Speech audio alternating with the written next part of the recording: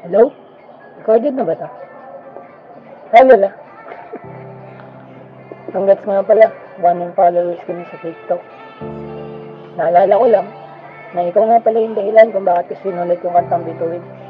Version 1, 2, at ngayon 3. Naalala ko lang din yung unang beses kitang nakausap at unang kitang naalala.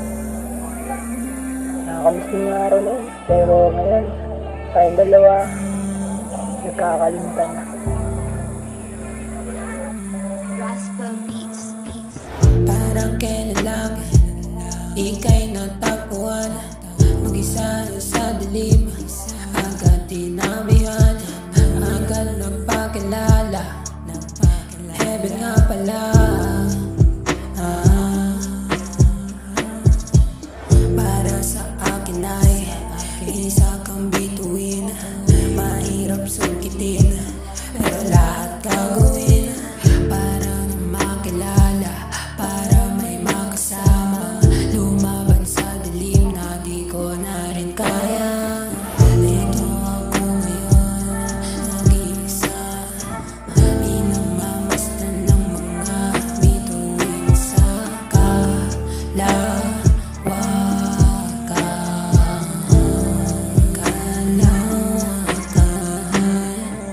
Kaso'y nagkamali, iba aking pinili, di dahil sa nawalan ng gana sa iyong pag-ibig, kundi lahat ng yan ay may dahilan na ako lang ang nakakaalam.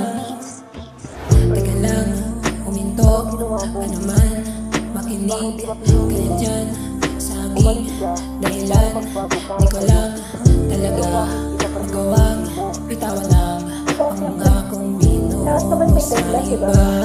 Patunay lang na hindi ako Di ko inaangkala, nagbabalik pala, tapos sasaktan din naman pala uli ako. Ngayon ay nagsisi, binitawan ka uli, kaya pinili na bitawan na muli. Ito ako ngayon nag-iisa, pinagmamasdan ng mga bituin sa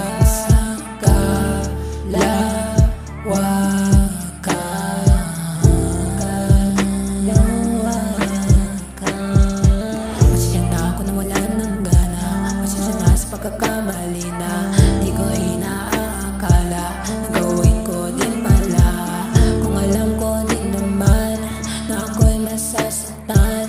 Sana ikaw ang pinili at least naging totoo dyan. Pasensya